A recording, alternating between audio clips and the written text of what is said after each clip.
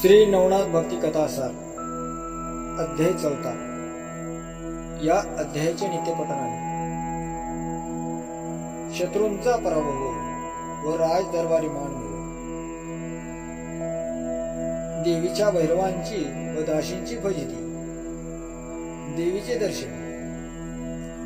तर मच्छिंद्रनाथाने सेतुबंधा रामेश्वरास मारुतीशी सख्यत्व केले आणि सख्यत्व केल्यानंतर तो हिंगळा देवीच्या दर्शनास जावयास निघाला. ती ज्वालामुखी भगवती महाप्रदीप्त आदिशक्ती आहे. जेव्हा मच्छिंद्रनाथ देवीच्या प्रचंड दरवाजाशी पोहोचला तेव्हा दरवाजावर महाप्रबळ अष्टभैरव उभे होते. त्यांनी मच्छिंद्रनाथास पाहताच ओळखिले की शाबरी मंत्राने नागाश्वत्थाच्या झाडाखाली नाथाने सर्व देव अनुकूल करून त्यांच्यापासून वरदाने मागून घेतली आहेत. तेव्हा ह्याचा प्रताप किती पटशी मी देवीच्या दर्शनासाठी आलो आहे असे सांगून मच्छिंद्रनाथाने त्यास विचारले की तुम्ही संन्यासी आहात, तुमची मर्जी आत जावयाची आहे की काय? तेव्हा ते म्हणाले, आम्ही येथे द्वारपाळ आहोत.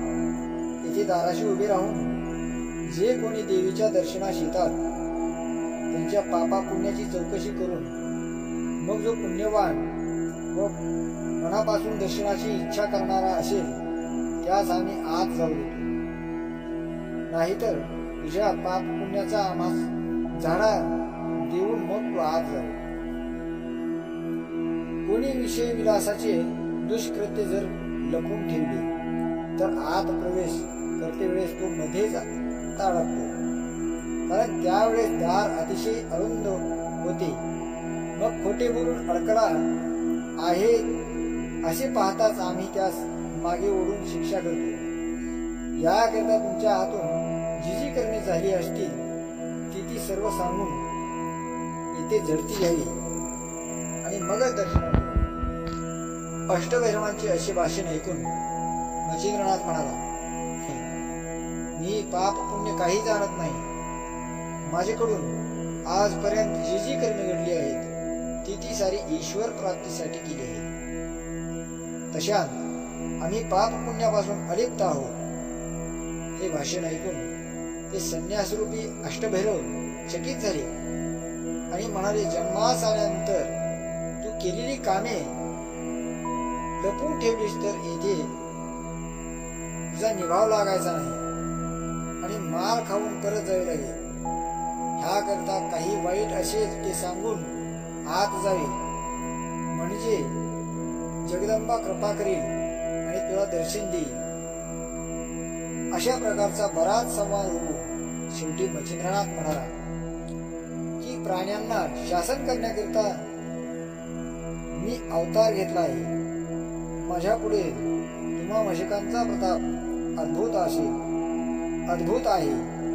माझ्या पुढे तुम्हा मशकांचा प्रताप अद्भुत आहे असे माझ्याने म्हणवे तरी कशी?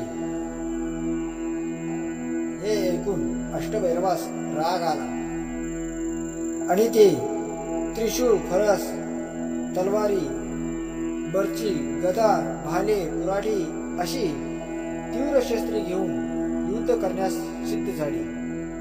आणि मच्छिंद्रनाथाने जय जय श्री गुरुदत्तराज म्हणत हातात भस्म घेतले आणि मंत्र म्हटले की वरुण देवा माझ्या कार्यासाठी तयार राहा. अग्निनी, वरुणी, अग्नि, वायू, इंद्रादी देव, गणगंधर्व आदी करून सर्वांनी कार्यामध्ये सहाय्य करण्यासाठी तयार राहावे. तुम्हा सर्वांना मी नमस्कार करतो. अशा रीतीने सर्वांना युद्धाचे आमंत्रण करून मंतरलेले भस्म 10 दिशा फेकले. नंतर वज्रपंजर प्रयोग म्हणून विभूती अंगास लावल्यानंतर त्याचे शरीर वज्राहून कठीण झाले. नंतर मच्छिंद्रनाथाने भैरवास सांगितले की तुम्ही आता आळस करून विलंब करू नका, युद्ध करण्यास तयार व्हा. नाही कराल तर तुम्हास माता पित्यांची शपथ आहे. हे ऐकून अष्टभैरवांनी रागाने तीव्र शस्त्रे सोडली. परंतु मच्छिंद्रनाथाने त्यास गुमानले नाही. ती त्यास गवताच्या काड्याप्रमाणे वाटली. परंतु त्या योगाने तिन्ही लोकांत थरकाप होऊन गेला. त्यावेळी वासवशक्ती सोडण्यात आली. तिच्या आवाजाने अख्खं ब्रह्मांड दणाणून गेले. तो अंबेने ऐकताच शोध करण्यासाठी आपल्या लावण्याखानी दाशी पाठवल्या आणि त्यांनी हा प्रलय पाहिल्यानंतर दुसऱ्या असंख्य दाशी मदतीस आणून शस्त्रास्त्राचा मजबूत मारा चालू केला. परंतु मच्छिंद्रनाथाने त्या सर्वांचे निवारण केले आणि भुलविणारे मोहिनी अस्त्र कामशरामध्ये योजून प्रेरिताच त्या अस्त्राने दाशींच्या देहात गुप्त संचार करून ईशाच्या समान सर्वात भ्रमविली.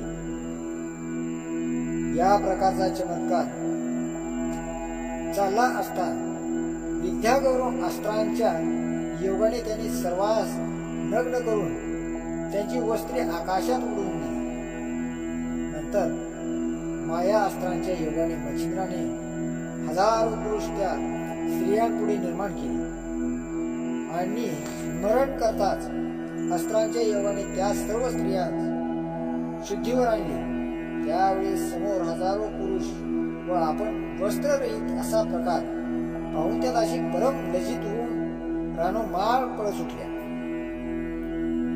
अशा स्थितीमध्ये त्या पळत असता भैरवकंठी प्राण धरून अत्यवस्थ पडलेले त्यांनी पाहिले. मग त्या पळून भगवती जवळ गेल्या आणि त्यांची अवस्था पाहून अंबेला आश्चर्य वाटले. तिने काय प्रकार घडला म्हणून विचारता दाशी म्हटल्या, सुकृत सरळ म्हणून ही दशा प्राप्त झाली. तर कोणी एक जोगी आला आहे, त्याने ह्या रीतीने आमची दुर्दशा करून टाकली आहे आणि त्यानेच भैरवांचा प्राण कासावीस केला आहे. आता तुम्ही आपला गाशा गुंडाळून येथून कोणीकडे तरी पसार व्हा, नाहीतर तुम्हावर हाच प्रसंग येईल. अशा प्रकारे त्या दाशी कावऱ्या बावऱ्या होऊन भगवती सांगू लागल्या आणि त्या भिवून गेल्यामुळे थरथर कापत होत्या आणि त्यांच्या डोळ्यापुढे तो जोगी दिसत असल्यामुळे भयानक असा शब्द त्या करीत होत्या. भगवतीने ऐकून घेतल्यानंतर तिला परम आश्चर्य वाटले आणि मग तो कोण आहे हे ती अंतर्दृष्टीने पाहू लागली. तेव्हा तिला मच्छिंद्रनाथ या नावाने कवी नारायणाने अवतार घेतला असल्याचे तिच्या लक्षात आले. नंतर तिने सर्वांस वस्त्रे दिली आणि त्यांसह अंबा मच्छिंद्रनाथांजवळ गेली. तिने अतिप्रेमाने त्यास हृदयी धरले. तेव्हा तो जगन्मातेच्या पाया पडला. अंबेने त्यास मांडीवर बसविले व प्रताप करून दाखविल्यावर तिने त्याची तारीफ केली. शेवटी तिने त्यास भैरवांना सावध करावयास सांगितले. सावध करावयास सांगितल्याबरोबर त्याने वाताकर्षण अस्त्र काढून घेतले आणि भैरव सावध होऊन पाहू लागले. तो अंबा मच्छिंद्रनाथास मांडीवर घेऊन बसले आहे असे त्यांच्या दृष्टीस पडले. त्यांनी देखील मच्छिंद्रनाथांची तारीफ करून त्याला शाबासकी दिली आणि नागाश्वताखाली संपूर्ण दैवते प्रसन्न होऊन त्या आशीर्वाद दिल्याबद्दलचा मूळचा संवाद आणि मजकूर अंबेला कळविला. तो ऐकून माझ्या मनात तुझा पराक्रम पाहावा असे आले आहे म्हणून अंबेने नाथास सांगितले आणि त्यावेळी तू सांगशील तसे मी तुला करून दाखवितो असे नाथाने म्हटल्यावर तिने पर्वत आकाशात उडवून पुन्हा जागच्या जागी आणून ठेवावे सांगितले. हे मच्छिंद्रनाथाने ऐकून त्याने वातास्त्र येऊन मंत्र म्हणून भस्म पर्वतावर फेकले. तेव्हा पर्वत आकाशात भ्रमण करू लागला. मग तिने त्याची पाठ थापडली आणि पर्वत उतरावयास सांगितले. तेव्हा त्याने वायू अस्त्र काढून घेऊन पर्वत जागच्या जागी आणून ठेवला. ते पाहून अंबेस संतोष वाटला. मग नाथास घेऊन अंबा आपल्या स्थानास गेली. नाथ तेथे त्रिरात्र राहिले. जाते समयी अंबेने प्रसन्न